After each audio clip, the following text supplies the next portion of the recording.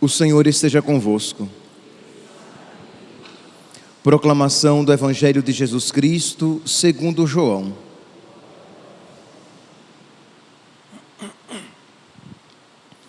Houve uma festa dos judeus e Jesus foi a Jerusalém.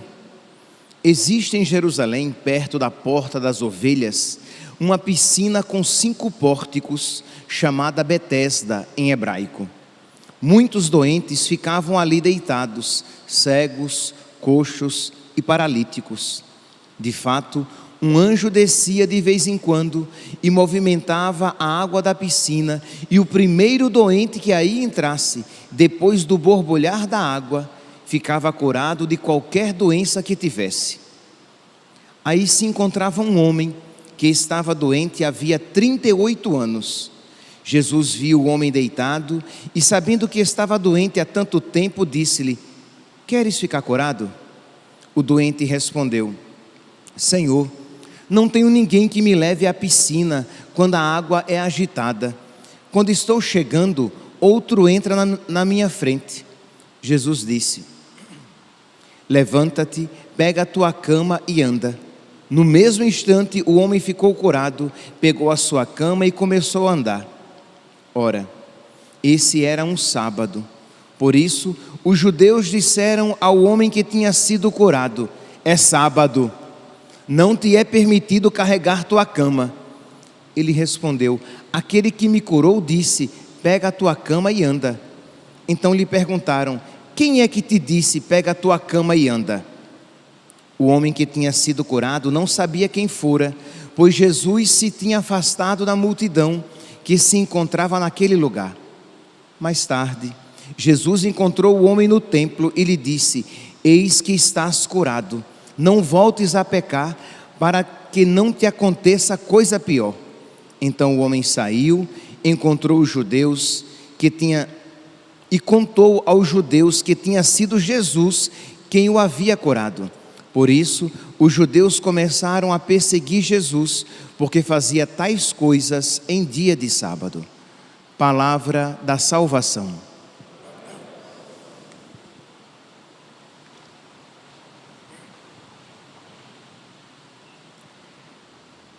Caríssimos irmãos e irmãs, este texto evangélico de hoje, ele é bem rico, ele é muito rico.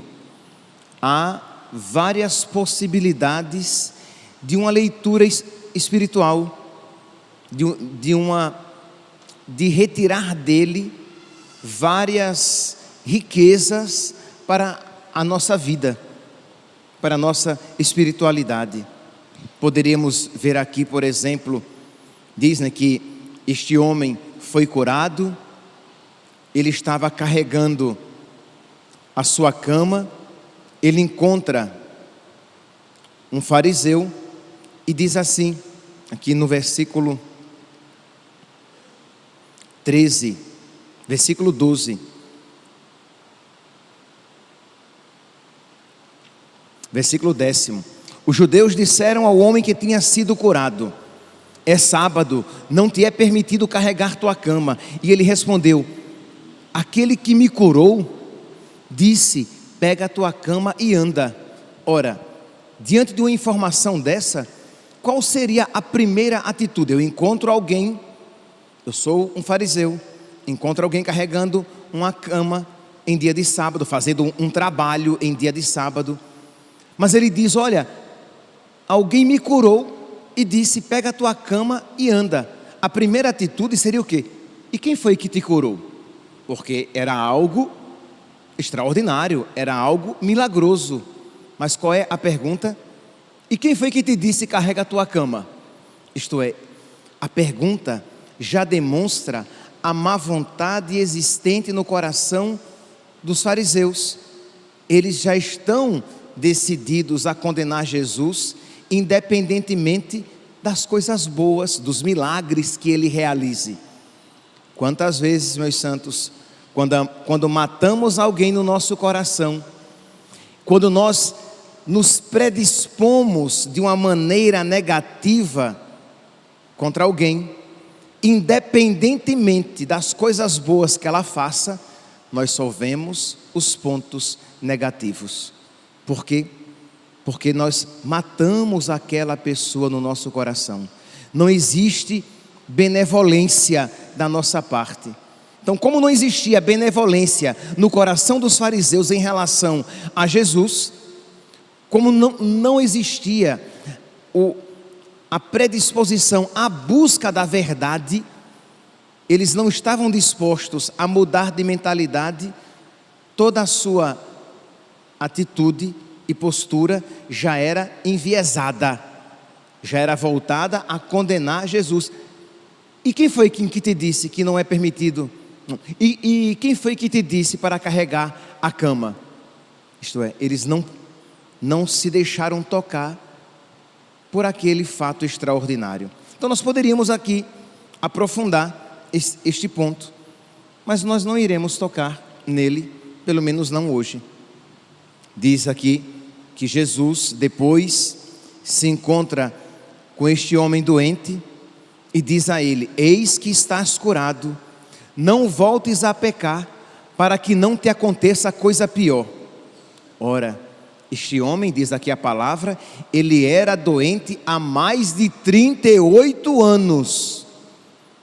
Imagine aqui, meus santos, alguém gravemente doente, há mais de 38 anos, ali esperando uma cura, sozinho, entregue à própria sorte. É uma vida, humanamente falando, terrível. Mas o que é que de mais terrível pode acontecer a alguém que sofre com a doença há mais de 38 anos? O inferno. Isto é um dado de fé. Nosso Senhor está dizendo que existe algo muito pior do que uma vida de total sofrimento aqui na terra, e nós precisamos crer nisso. Infelizmente, há muitos católicos que não acreditam mais na existência do inferno. E aí, é verdade, por falta de amor a Deus, por falta de obediência aos mandamentos de Deus, mas também por falta de fé na existência do inferno, estão dispostos a, por um prazer momentâneo, a que chamam de felicidade, trocar a felicidade que verdadeiramente importa e predispor toda a sua vida para a condenação eterna. Então nós precisamos pedir a nosso Senhor que coloque no nosso coração a certeza de que existe uma felicidade perfeita, eterna, pela qual vale sacrificar qualquer coisa, e que existe uma infelicidade que eterna, para sempre, que não se compara a nenhuma cruz que possamos experimentar neste mundo. Por isso, Jesus diz: mas estás curado, não voltes a pecar, para que não te aconteça coisa pior. É a mesma coisa que Jesus diz à prostituta, quando perdoada. Jesus disse: mulher, ninguém te condenou? Não, Senhor, eu também não. Vai e não voltes a pecar, para que não aconteça a ti algo muito pior do que ser apedrejada. Mas também não é sobre isso que eu quero falar no evangelho de hoje. Acho que uma das primeiras vezes que eu li este texto evangélico, este doente não me foi simpático. Eu vi, li, disse, algo não entrou na minha natureza. Por quê? Entenda, eu quero nesta reflexão tomar este ponto. Você precisa cooperar com a graça de Deus na sua vida, e você vai ouvir tudo o que eu disser agora a partir desta ótica. Se você se esquece disso que eu estou falando, parece até uma palavra insensível, mas a afirmação que vai jogar luz sobre tudo que será dito adiante é: Você precisa fazer a sua parte, cooperar com a graça de Deus. Foi dito isso? Vamos lá. Diz então que existia este homem doente há mais de 38 anos, esperando uma cura. Jesus se apresenta a ele e pergunta: queres ficar curado? E qual é a resposta dele? Senhor, não tenho ninguém que me leve à piscina quando é agitada. Meu filho, Jesus não perguntou isso a você. Jesus perguntou a você: queres ficar curado? Isto é, você quer ficar curado? E a resposta dele é o quê? É jogar nos outros a culpa pelo infortúnio da sua vida. Ah, não há ninguém que me leve. Mas provavelmente não. E aqui o coxo, o cego e o paralítico, que diz aqui que naquele lugar onde ele estava havia muitos cegos, coxos e paralíticos. E o que foi que eles fizeram para conseguir aquela cura? Eles deram seus pulos, eles fizeram a sua parte, eles colaboraram, eles pediram ajuda a alguém. O cego pediu: olha, me ajuda, quando a água borbulhar, você vai ver, me ajuda a entrar. O paralítico: olha, você me arrasta e me joga lá dentro.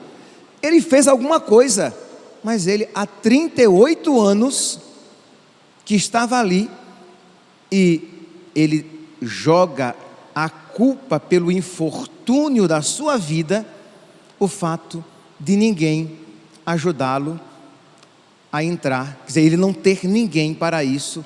E a pergunta que nós nos fazemos é: não tinha ninguém? Ou ele não fez por onde não ter? Quando o cego Bartimeu, cego, ouve que Jesus está passando, ele grita: Jesus, filho de Davi, tem piedade de mim. E o povo diz: cala a boca, está gritando demais. E o que é que diz a palavra? Ele grita mais alto. Eu gosto dele. O cego Bartimeu, eu gosto. Isto é, ele sabe o que quer. Então ele quer se encontrar com o nosso Senhor, e não obstante digam a ele: cala a boca, ele grita mais alto. E quando vão a ele, diz: olha, o mestre quer falar com você. Ele não pensa duas vezes, ele dá um pulo, joga um manto, e as apalpadelas, seguindo o som da voz, ele vai ao encontro de nosso Senhor. Fosse ele dizer: ah, me mandaram calar a boca, né? Aí eu fiquei com medo, me calei quando disseram: cala a boca. Aí eu me calei. Não, ele não se calou não, ele gritou mais alto. E quando disseram: olha, o mestre quer falar com você, ele não disse: olha, eu sou cego, não sei onde é que ele está. Ele deu o pulo, ele foi ao encontro de nosso Senhor. O Deus que te criou sem ti, não quer te salvar sem ti, diz São Paulo, diz Santo Agostinho. O Deus que te criou sem ti, não quer te salvar sem ti. Então, nós muitas vezes, nós atribuímos a nossa não santidade: ah, porque a minha família é muito difícil, é difícil ser santo aqui na minha família.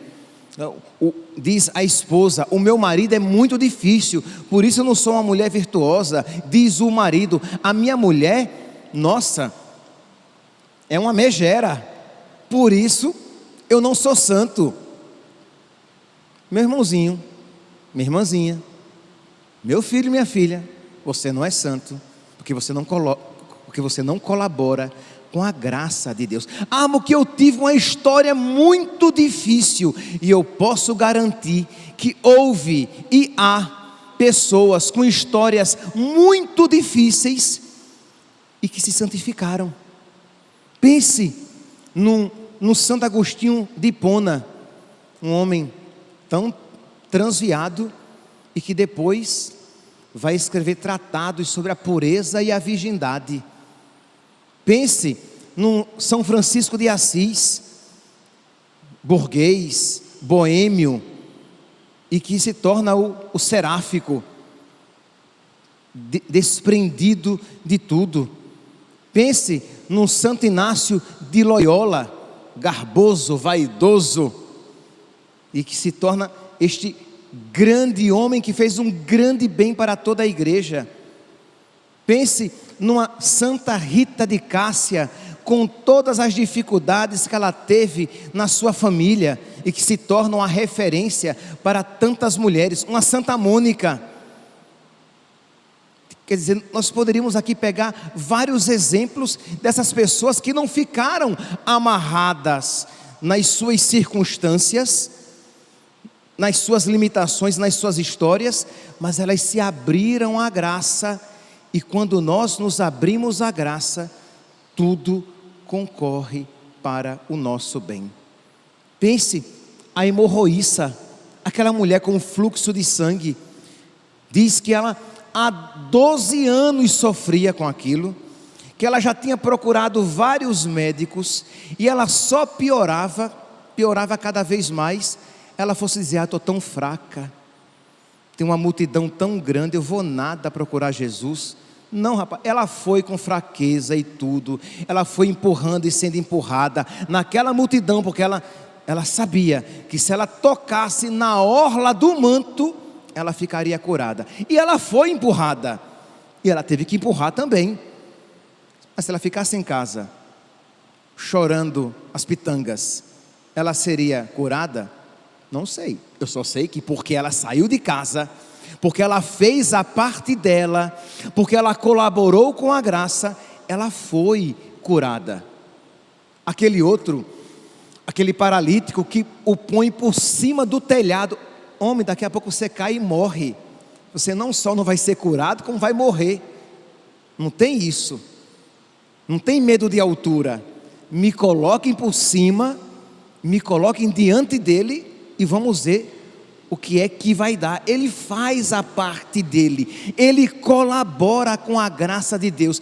Este aqui acha que só ele sofre e por isso que ele não foi curado, mas talvez outros piores do que ele também estavam ali, coxos, sem um pé, sem uma perna, manco, aleijado, cego, mas não se prenderam às suas dificuldades, fizeram algo, e aí, como diz a sabedoria popular, Deus ajuda a quem cedo madruga. Isto é, colaborou com a graça de Deus, se abriu, e é claro, né? Entenda, porque a nossa linguagem é sempre limitada, né? É claro que o ato de você colaborar com a graça de Deus já é suscitado e sustentado pela graça, mas o Deus que te salvou sem ti, que te criou sem ti, não quer te salvar sem ti. Meus irmãos, este princípio aqui, ele vale para tudo. Ele vale para a sua vida espiritual. Isto é, você precisa, independentemente da sua história, independentemente das suas circunstâncias, independentemente dos seus problemas, independentemente dos seus vícios, dos seus pecados, das suas manias, dos seus apegos, das suas más inclinações, você precisa se abrir à graça de Deus e tudo concorrerá para o seu bem. Mas isso se aplica também a tantas outras circunstâncias da nossa vida, né? Isto é, na sua vida financeira, na sua vida profissional, na sua vida afetiva, tudo, isto é, você ter essa consciência que você precisa ser ativo, proativo, de você ter atitude, porque muitas vezes nós sempre ficamos parados, estáticos, e ainda culpando os outros por aquilo que não dá certo ou acontece de errado na minha vida. Quantas vezes os padres temos que dizer no confessionário: meu santinho, minha santinha, confesse os seus pecados.